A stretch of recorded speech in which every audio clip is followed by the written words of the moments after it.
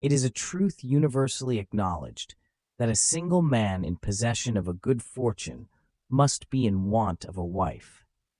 However little known the feelings or views such a man may be on his first entering a neighborhood, this truth is so well fixed in the minds of the surrounding families that he is considered the rightful property of some one or other of their daughters. "My dear Mr. Bennet," said his lady to him one day, "have you heard that Netherfield Park is let at last?" Mr. Bennet replied that he had not. "But it is," returned she, "for Mrs. Long has just been here, and she told me all about it." Mr. Bennet made no answer. "Do you not want to know who has taken it?" cried his wife impatiently. "You want to tell me, and I have no objection to hearing it." This was invitation enough.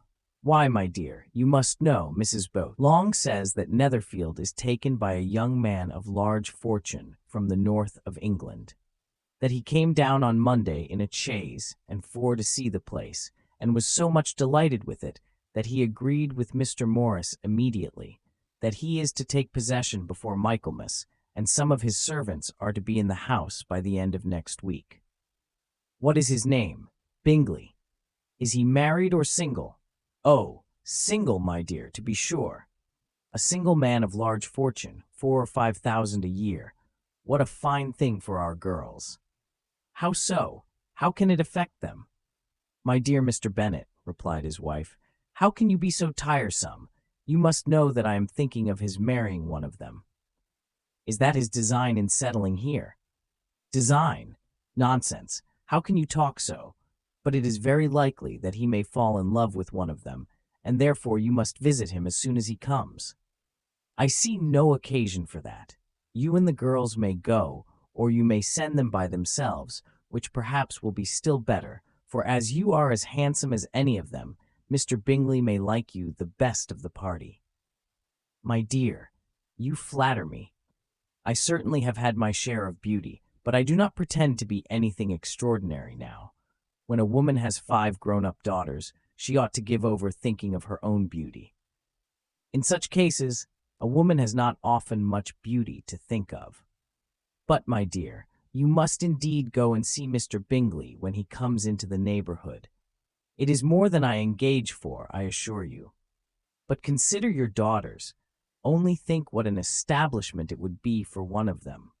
Sir William and Lady Lucas are determined to go merely on that account, for in general, you know, they visit no newcomers. Indeed, you must go, for it will be impossible for us to visit him if you do not. You are over-scrupulous, surely. I dare say Mr. Bingley will be very glad to see you, and I will send a few lines by you to assure him of my hearty consent to his marrying whichever he chooses of the girls, though I must throw in a good word for my little Lizzie. I desire you will do no such thing. Lizzie is not a bit better than the others, and I am sure she is not half so handsome as Jane, nor half so good-humored as Lydia. But you are always giving her the preference." "They have none of them much to recommend them," replied he. "They are all silly and ignorant like other girls, but Lizzie has something more of quickness than her sisters." "Mr. Bennet, how can you abuse your own children in such a way? You take delight in vexing me. You have no compassion for my poor nerves." "You mistake me, my dear. I have a high respect for your nerves. They are my old friends. I have heard you mention them with consideration these last 20 years at least. Ah, you do not know what I suffer.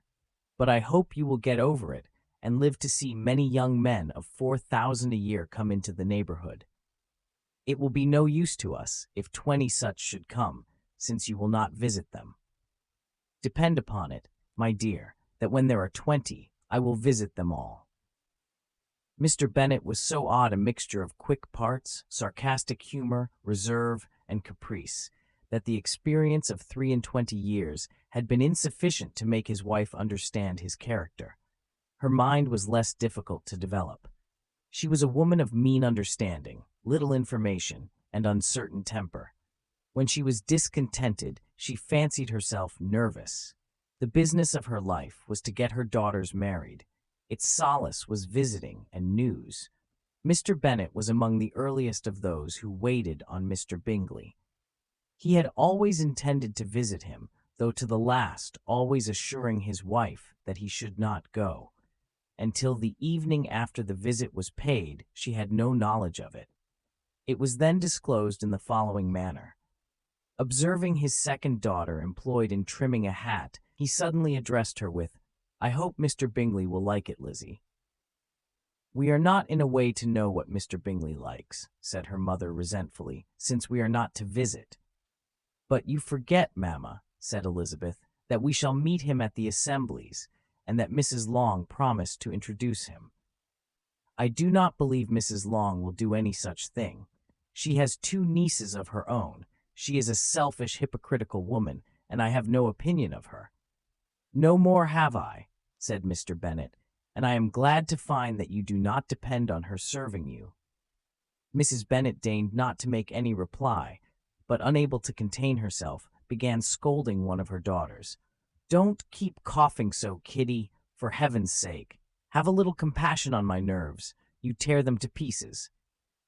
"Kitty has no discretion in her coughs," said her father. "She times them ill." "I do not cough for my own amusement," replied Kitty fretfully.